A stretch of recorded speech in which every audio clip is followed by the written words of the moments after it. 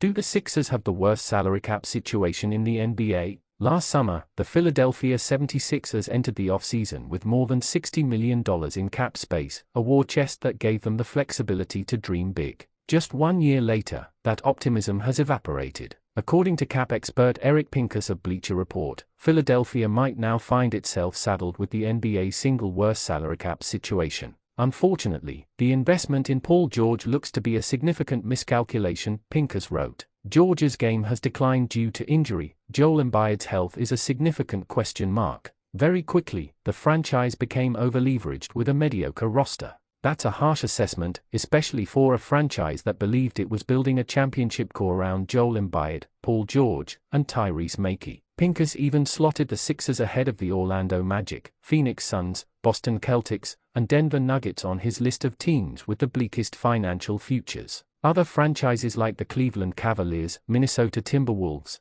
and New York Knicks also made appearances. But do the Sixers truly sit at the very bottom of this heap, or is the situation a little more complicated? Let's break down both sides of the argument before reaching a verdict. The case for the Sixers having the worst cap sheet. Let's start with the obvious. Did you watch last season? Philadelphia's gamble on Paul George went about as poorly as possible. The former Clippers star appeared in only 41 games, missing significant stretches due to nagging injuries. Just when he seemed ready for a fresh start, he underwent an arthroscopic knee procedure this summer, raising immediate questions about how durable he can be in his mid-30s. Meanwhile, Joel Embiid, the reigning MVP in 2023, suited up for only 19 games as he continued to rehab the meniscus injury that derailed his 2023-24 campaign. His availability heading into training camp remains uncertain. When the centerpiece of your franchise can't reliably get on the court, everything else begins to crumble. Here's where the cap math gets brutal. Embiid and George will cost the Sixers nearly $107 million combined this season.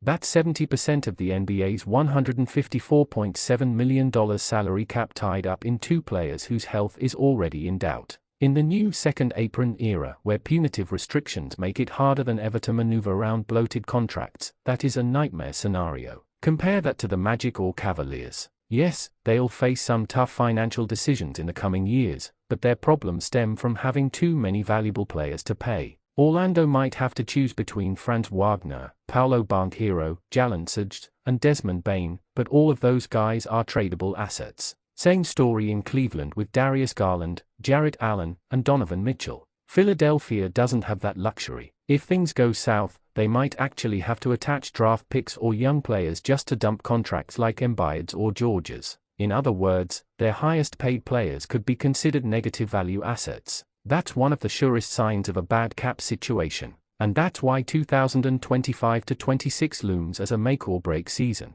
If Embiid and George rebound with healthy campaigns, the Sixers can breathe. If not, their books could be clogged with unmovable deals for years. The case against Philadelphia being the worst still, there are reasons to think the Sixers' cap sheet isn't the absolute worst in the league. First, let's look at the numbers. With 13 players under standard contracts, Philadelphia's payroll sits at about $185.9 million.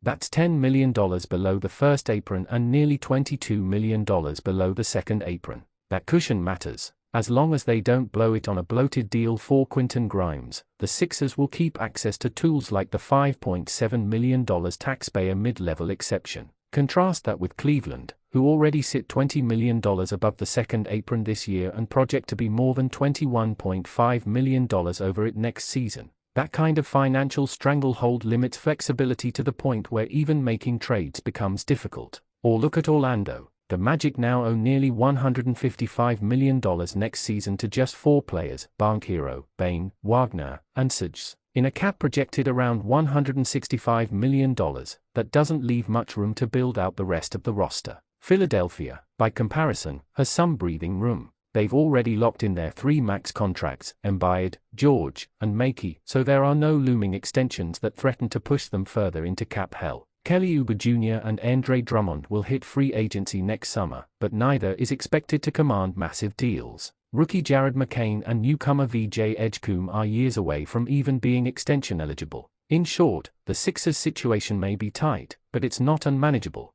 they still have the ability to make small moves on the margins, preserve flexibility, and avoid the harshest penalties of the CBA. That's more than you can say about some of the other teams in the worst cap sheet conversation. Verdict, bad, but not the absolute worst. So where does that leave us? On paper, it's hard to argue with the critics. Having two of the league's most questionable max contracts on the same roster is brutal. In an era where front offices are becoming increasingly risk-averse, the Sixers' payroll looks like a warning sign for what happens when ambition collides with bad timing. But there's a difference between bad contracts and an outright untenable cap sheet. Philadelphia has the former, while teams like the Cavaliers or Magic may actually be closer to the latter. At least the Sixers are operating under the apron, preserving exceptions, and not yet mortgaging their long-term flexibility. If Embiid and George get healthy, the Sixers can quickly flip the narrative and rejoin the East contender tier. If they don't, then yes, Philadelphia could tumble toward the bottom of the cap hierarchy, saddled with immovable money and dwindling options.